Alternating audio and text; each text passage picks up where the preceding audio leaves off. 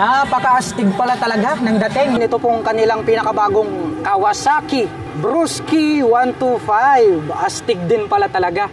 Lapitan natin, ito pong kanyang main headlight. Wow, very attractive. Dahil dito sa bandang itaas, meron po siya ritong daytime running light na makapal. Kitang-kita natin. At ito po palang kanyang mga turn signals is included na po rito sa kanyang headlight assembly. Located dito sa bandang itaas, kaya more visible naman po siya. At itong kanyang main light, LED na rin po siya. Napakaliwanag po ng buga ng kanyang ilaw. Ito pong kanyang front face cover, naka-two-tone color combination na matte black. Nagkaroon pa pala ng glossy na parang arrow type design dito po sa bandang gitna. Nagkaroon ng honeycomb design dito na matte black color, and then gold color po. Ito pong kanyang pairings dito sa bandang harapan. Meron naman po siyang minimal decal rito na orange color along with black. At ito pong kanyang handlebar cover, nagkaroon po pala ng touch ng carbon dito sa bandang gilid. At glossy black naman po rito sa kanyang visor at gold color naman po rito sa gilid. May nakalagay naman po rito na Modenas.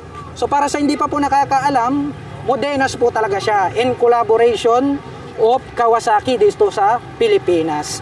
At dito sa kanyang side profile, habang tinititigan ko, maganda rin naman talaga yung kanyang dating. At bruskong brusko din dito sa kanyang side profile. Matulis yung pagkaka-design. At napakarami niyang decal, no, na makikita natin dito sa kanyang side profile. Meron po siyang dot-dot rito na black. May lining na orange. Orange again, and then Modenas brand. May nakalagay na 125 yung kanyang engine displacement. At naka-fuel injection. Yan ang kagandahan nito mga ka-LM. Dahil maaasahan natin na matipid na rin po siya sa pagkonsumo ng gasolina. At napansin ko lang, may touch pala siya ng carbon dito sa bandang harapan.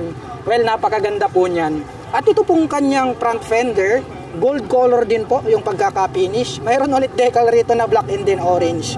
At pagdating naman po rito sa kanyang front suspension, ito po ay equipped with traditional telescopic fork, silver color. Naka single rotor disc brake na rounded shape with dual path caliper na matte black. At ito pong kanyang mag wheel is silver color na Y design. At ang sukat naman po nitong kanyang mga gulong rito sa harapan, ito po ay mayroong 80/90-14. Pang city riding condition at tubeless na rin po yan. Dumako naman po tayo rito sa bandang itaas. Silipin natin itong kanyang meter panel display. Combination po pala ito ng digital tsaka analog. And then nandito yung kanyang mga turn signals indicator. Pagdating naman po rito sa kanyang button selector dito sa kaliwa, meron po itong high beam and low beam. Naka-indicate naman po dyan.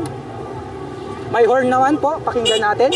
Wow, mahina lang, saktong-sakto lang talaga para sa kanya.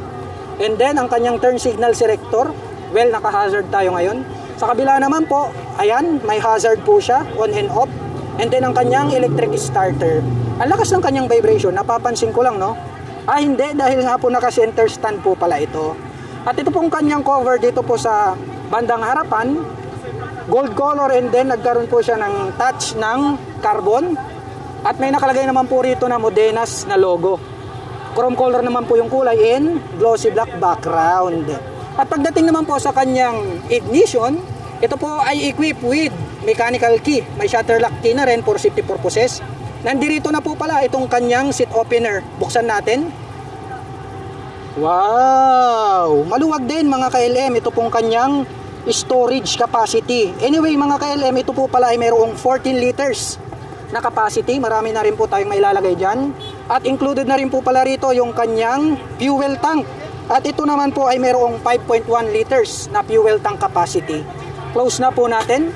Ito pong kanyang upuan, sakto lang naman, no? Single color. Black color naman po siya na anti-slip.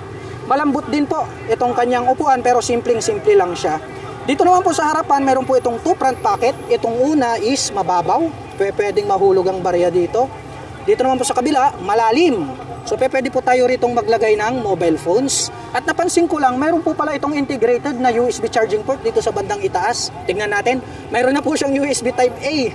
So pwede na po tayong mag-recharge ng ating mga mobile phones and gadgets. Kaya nothing to worry about kapag tayo po ay maglo-long rides dahil mayroon nang nakaabang.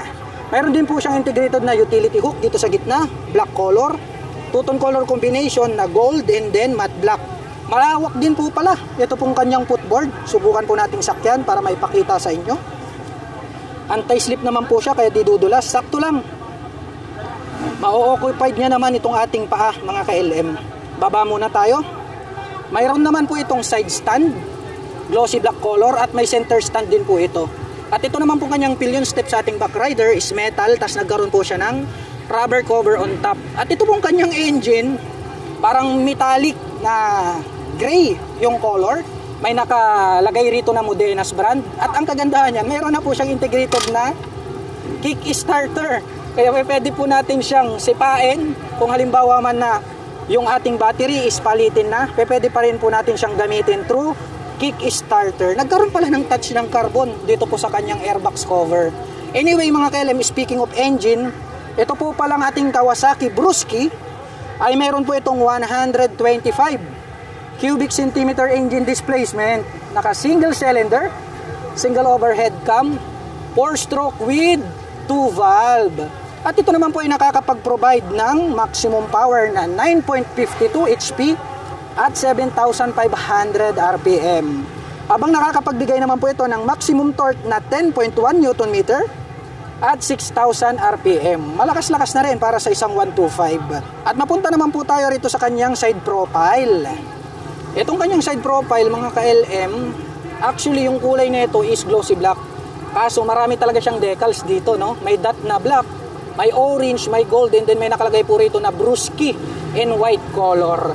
Nagkaroon ng touch ng carbon dito sa part na to. May nakalagay naman po rito na Kawasaki decal sa bandang ibaba. At ito naman pong kanyang integrated na grab bar is parang metallic gray color. At silipin naman po natin, ito pong kanyang tail light. Matulis, at ang kagandahan niyan, included na po rito yung kanyang turn signal sa kanyang tail light assembly. Mas gusto ko yan. Compare natin dun sa mga iba na mga scooter na nakapop up, no? Pwedeng mabalik kapag naisagi sa matitigas na bagay. LED na po lahat yan. May nakalagay ulit dito na Modena na decal. May added reflector lights dito sa bandang gitna. At meron na din po itong integrated na plate light, bulb type. Kitang-kita naman natin. At pagdating naman po rito sa kanyang rear suspension, ito po ay equipped with single shock absorber. Yung coil spring na ginamit is glossy black. Hindi po siya adjustable. Dumako naman tayo rito sa kanyang braking system dito sa likod. Gumagamit po ito ng mechanical drilling, trailing, or drum brake.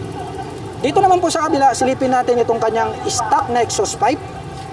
Maganda rin itong kanyang exhaust pipe. Matte black naman po yung head protection guard. Yung tip is metallic silver and then single exhaust. Ang kagandahan niyan, mayroon siyang brace, no? Unlike other scooter, wala po siyang brace dito. Kaya masasabi ko na mas matibay ito. Ayan, oh, mayroon siyang die-cast na brace. Lightweight yung material at matibay. Ito pong kanyang magwheel dito sa likod is wide design na silver color. At ang sukat naman po ng kanyang mga gulong rito sa likuran, ito po ay mayroong 90/90-14. Naka city riding condition yung tires dito sa likod. At mayroon po siyang integrated dito na mudguard para hindi po matalsikan ng dumi itong other body parts ng ating scooter. At ito po ay equipped with air-cooled para naman po sa kanyang cooling system. Pwede na mga ka-LM. At kung presyo naman po yung pag-uusapan, ang atin pong Kawasaki Brusky 125 ay nagkakahalaga lamang po ito ng 75,000 pesos. Imagine mga ka-LM, 75,000 pesos. May quality, ang ganda ng design.